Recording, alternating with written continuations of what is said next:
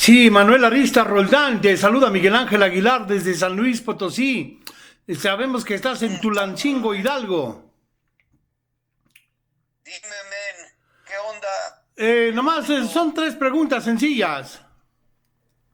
A ver, dime, carnal. Mira, lo primero que nos gustaría mucho saber es un recuerdo por el grupo Zumbón. ¿Cómo fue tu experiencia con ellos sintetizadamente? Hace unos días entrevistamos al famoso Rizos, en donde hizo la mención del grupo originario que tú tenías, en donde estabas, el Atepel Tepeu. ¿Cómo se dio ese engranaje con el grupo Zumbón? ¿Qué recuerdos tienes, Manuel Arista? Bueno, yo llegué al Zumbón gracias a que conocí a Tonino y a Enrique Ballesté en el segundo encuentro nacional de teatro de San Luis Potosí. Ahí los conocí. Y sí hubo química, milagrosamente, porque éramos muchos jóvenes, había mucha tela de dónde cortar. Ya cuando se regresó Enrique de San Luis, Tonino de Morelos, ya traían la onda de Tropicópera, Misterio Bufo, de Vladimir Mayakovsky, la querían montar en el Foro Isabelino, y empezaron a buscar gente. Entonces ahí yo te estaba chambeando en la oficina, ayudando a poner orden en la oficina de Héctor Azar, allí en el foro, en la planta baja. Y ahí llegó un día Tonino y Enrique, y me invitaron a participar en ese proyecto, y me pidieron que si podía encontrar al Buddy para invitarlo también a él. Y entonces ya me di a la tarea de encontrarlo, y al otro día fuimos a la casa de Tonino, allí en la Doctora, y ahí ya nos dijeron de qué se trataba la onda, y nos pusimos a ensayar unas canciones. A partir de ahí empieza la historia con Zumbón, y pues para mí es una universidad. Fue una experiencia muy difícil, muy estricta, muy creativa, súper disciplinada. Claro, a la manera en que lo podía hacer Enrique y Tonino, que eran los mayores. Los demás pues éramos gente, incluso adolescentes. Y bueno, pues ahí ya nos inocularon contra la ignorancia,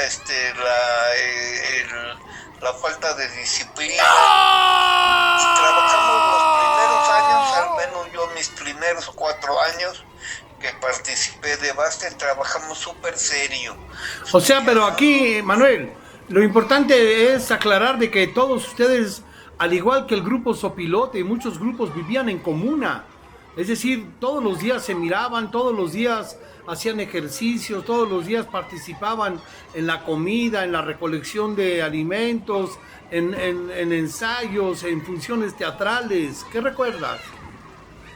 Bueno, pues éramos muy jóvenes, y entonces la vida, en un momento político tan difícil de la vida de México, nos permitió pues desarraigarnos de nuestras familias y vivir en grupo, como decíamos. Y entonces, bueno, teníamos proyectos, Sopilote, Zumbón, en algún lugar donde nos íbamos a vivir, y ahí a través de un montaje era como nos nucleábamos. Y pues sí, dormíamos en el mismo lugar, hacíamos de comer, lavábamos nuestra ropa, todo el cotidiano era en grupo. Las decisiones eran en grupo. Claro, siempre hubo cabezas, ¿no? Como en este caso Ballesté, Tonino, que eran nuestros mayores, Adrián Mateus en algún momento de ese tiempo. Y entonces eso daba muchas ventajas, porque la cercanía, y luego con juventud y lectura, si éramos estudiosos, hacíamos ejercicio, como dices, vicios no había, porque además ni siquiera economía, y había un pacto de portarse bien. nos echábamos una cerveza, muy de vez en cuando, un tequila al parejo. Pero fuera de eso eran ensayos, lecturas, memorización y más ensayos y food y sembrar la tierra y hacer nuestra comida. Manuel, ¿estás de acuerdo? ¿Estás de acuerdo, Manuel, en que mucha carga de energía también fue los constantes encuentros nacionales de teatro? Nosotros organizamos aquí el segundo encuentro nacional de teatro. Ustedes organizan el tercer encuentro nacional de teatro en Mérida, Yucatán. El cuarto lo volvimos a organizar en Chihuahua. El quinto en Sinaloa. Es decir, siempre estábamos en constante comunicación y en muchas asambleas. ¿Qué recuerdos tienes?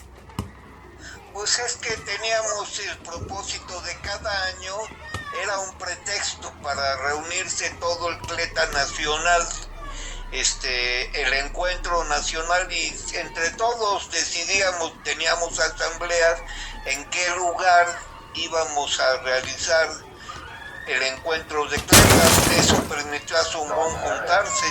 También un 20 de noviembre de 1975 llegamos a Mérida con la idea de ser un grupo.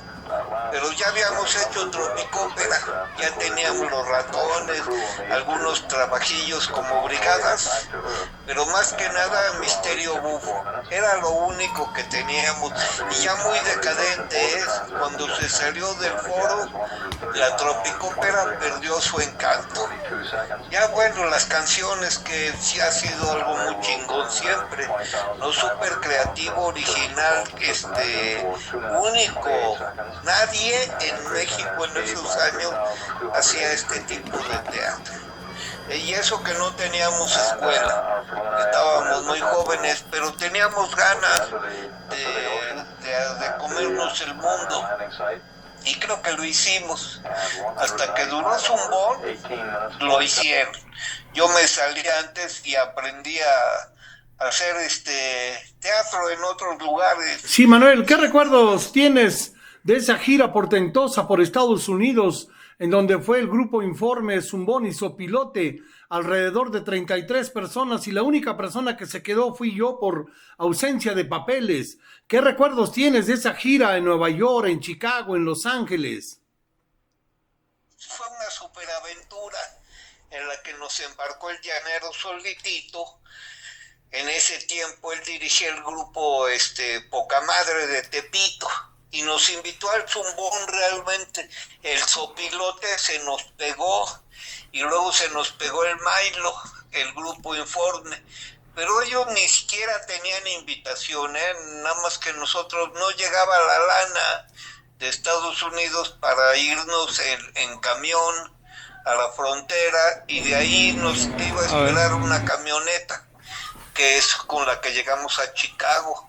Cada rato se ponchaban las llantas y fue una odisea lo que hicimos para llegar primero a Chicago, los tres grupos en una misma camioneta. Luego ya en Austin, Texas, el Fello se comisionó a irse con el vestuario en un camión hasta casa Chicago, con el Polo Oscar Ortiz, que era nuestro contacto. Fue un viaje increíble,